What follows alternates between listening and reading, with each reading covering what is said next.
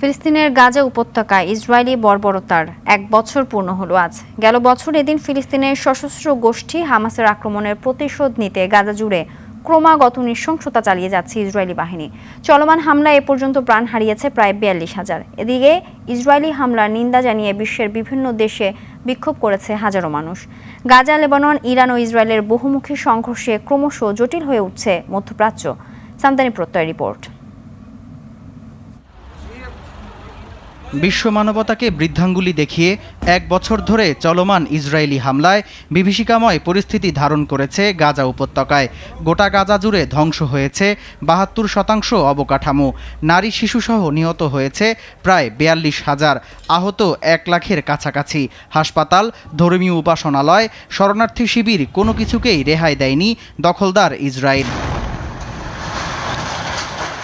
গাজা গণহত্যার 1 বছর পূর্তিতে বিশ্বের বিভিন্ন দেশে বিক্ষোভ করেছে হাজারো মানুষ। শনিবার যুক্তরাষ্ট্র, যুক্তরাজ্য, জার্মানি ও ইতালিতে ফিলিস্তিন ও লেবাননের নাগরিকদের প্রতি সংহতি জানিয়ে শান্তিপূর্ণ বিক্ষোভ করেছে হাজারো মানুষ। এছাড়া রোববার ফিলিপাইন, ইন্দোনেশিয়া ও দক্ষিণ আফ্রিকায় শত শত মানুষ ফিলিস্তিনিদের সমর্থনে স্লোগান দিয়েছেন। এদিকে রোববার এক বার্তায় গাজায় যুদ্ধবিরতি, জিম্মিদের মুক্তি ও গোটা অঞ্চলের মানুষের দুর্ভোগ লাঘবের প্রচেষ্টা অব্যাহত থাকবে বলে জানান জাতিসংঘের মহাসচিব আন্তোনি গুতেরেস। গাজার পর লেবাননের সশস্ত্র গোষ্ঠী হিজবুল্লাহর সঙ্গেও প্রত্যক্ষ যুদ্ধে জড়িয়ে পড়েছে ইসরায়েল। পাশাপাশি পাল্টা হামলা চলছে ইয়েমেনের হুথি গোষ্ঠীর সঙ্গে। এর মধ্যে লেবাননে হামলার প্রতিশোধে গেল মঙ্গলবার ইসরায়েলে হামলা করে ইরান। এ হামলার জবাব দেওয়া হবে বলে জানায় ইসরায়েল।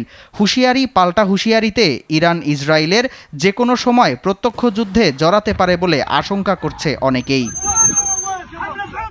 আঞ্চলিক এ যুদ্ধ বড় পরিসরে ছড়িয়ে গেলে তা দানা বাঁধতে পারে দীর্ঘমেয়াদী যুদ্ধে। এতে ক্ষতিগ্রস্ত হবে বিশ্ব রাজনীতি, যুদ্ধ মোকাবেলা ও গাজায় স্থায়ী যুদ্ধবিরতি সহ মধ্যপ্রাচ্যে স্থায়ী শান্তি প্রতিষ্ঠায় বিশ্ব সংস্থাগুলোকে আরও জোরালো ভূমিকা রাখতে হবে বলে অভিমত বিশ্লেষকদের। সামদানি প্রত্যয়, RTV।